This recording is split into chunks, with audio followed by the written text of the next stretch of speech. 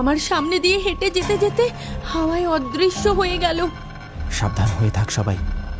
এই বাড়িটা দেখতে যতটা আজগুবি ভেবেছি ঠিক ততটা নয়, কিছু একটা রয়েছে। তাহলে চল না, এইখান থেকে পালাই, আমার খুব ভয় করছে। আর একটু অপেক্ষা কর, তারপর চলে যাব। তারা ধীরে ধীরে এগিয়ে গেল সেই ঘরের দিকে। দরজার কপাটটা আধ খোলা, হালকা ঠান্ডা বাতাস আসছে ভেতর থেকে, আর ভেসে আসছে কারণ নূপুরের শব্দ, যেন ভেতরে কেউ হেঁটে চলে বেড়াচ্ছে। রীতি কাঁপা কাঁপা হাত বাড়িয়ে দরজাটা ঠেলি। একটা ক্যাঁচ ক্যাঁচ শব্দ করে ধীরে খুলে গেল পুরনো কাঠের কপাট।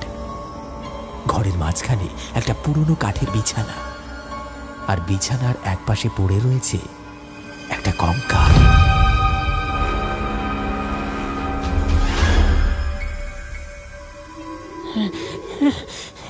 বিছানায় কেউ এক সময় পুড়ে মরেছিল, আমি শিওর।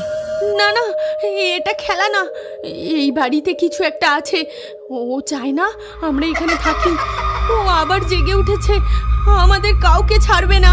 তারা পালাতে যাবে, ঠিক তখনই ঘরের জানালার কাঁচে হঠাৎ দেখা গেল একটা মুখ, সাদা পোড়া দগদগে, চোখের জায়গায় কেবল কালো গর্ত, আর